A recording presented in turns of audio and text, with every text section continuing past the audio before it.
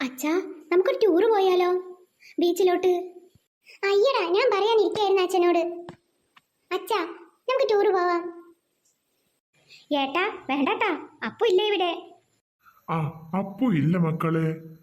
അപ്പുയുടെ ഹോസ്റ്റലിൽ നിന്ന് ഇടയ്ക്കിടെ പോവാറില്ലേ? അച്ഛൻ വന്നിട്ട് എങ്ങോട്ടും പോയില്ല. അച്ഛന് ലീവ് ഉണ്ടല്ലോ മക്കളെ. അപ്പു വന്നിട്ട് നമുക്ക് പോവാം. അച്ഛാ, അപ്പുട്ടൻ കഴിഞ്ഞ ആഴ്ച കൊടൈക്കനാലിലേക്ക് ടൂർ പോയിരുന്നു കോളേജിൽ നിന്ന്. 4 ദിവസം നിന്നാ ഹോസ്റ്റലിലേക്ക് എത്തിയേ. ആണോ? എങ്കിൽ നമുക്ക് പോവാം.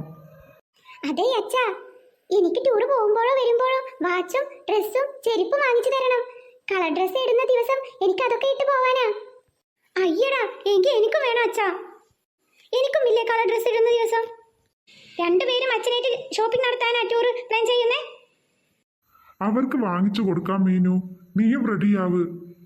നമുക്ക് എല്ലാവർക്കും വാങ്ങിക്കാം. എങ്കിൽ അപ്പുവിന്റെ ഒരു ഷർട്ടും പാന്റും അളവ് ഞാൻ എടുക്കാം.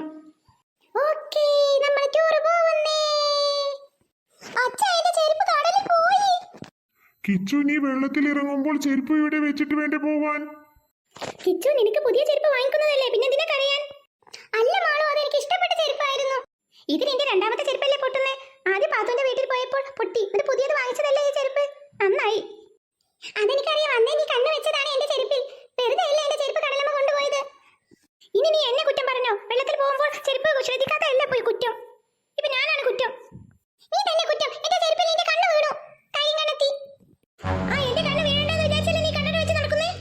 അച്ഛാ, എന്റെ കണ്ണടക്കും. അവൾ കണ്ണ് വെച്ചേ. കടലമ്മ എനിക്ക് എന്റെ കണ്ണടയും കൊണ്ടുപോകും. കിച്ചു, നിന്റെ കണ്ണടയും തൊപ്പിയും ഡ്രസ്സും ജഡ്ഡിയും ഒക്കെ ഊരി വെച്ച് നീ കടലിൽ ഇറങ്ങിക്കോ. കടലമ്മ ഏതായാലും നിന്നെ കൊണ്ടുപോയില്ല. കൊണ്ടുപോയാലും നിന്നെ ഇവിടെ തിരിച്ചിട്ടോളൂ. അയ്യോ അച്ഛ, മാളു എന്നെയും കണ്ണു വെച്ചു. ഞാൻ ഇനി ബീച്ചിലോട്ട് വരുന്നില്ല. ഞാൻ പോവാ. എനിക്ക് ഐസ്ക്രീം മേടിച്ച് തന്നാ മതി. മീനു, നമുക്കൊരു സെൽഫി എടുക്കാം. പിള്ളേര് വരട്ടെ, അതിനു മുമ്പ് നമുക്കൊരു സെൽഫി എടുക്കാം. പിള്ളേരെ വന്നേ, നമുക്കൊരു സെൽഫി എടുക്കാം.